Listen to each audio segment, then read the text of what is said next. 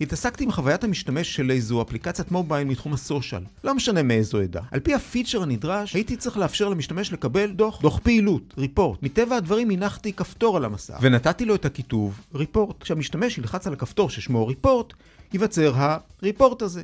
קל. אוקיי, באופן אוטומטי, המטוטלת שבראש שלי נעה כעת לצד המשתמש, כדי לשפוט. ואז מצאתי את עצמי כמשתמש מהרהר. נראה לי שהכפתור הזה, ריפורט, יאפשר לי בטח לדווח, to report, על תוכן לא ראוי. בום! תוכן לא ראוי? מי בכלל חשב שזה מה שהמשתמש יחשוב? אז צריך לתקן את הפתרון. ולכן המטוטלת בלי שיהוי מחזירה אותי שוב לצד המומחה שבי. אני ממהר לתקן את הכיתוב של הכפתור, או שם הפעם Activity Report, או אפילו Create Activity Report. ואז מה? אתם כבר יודעים.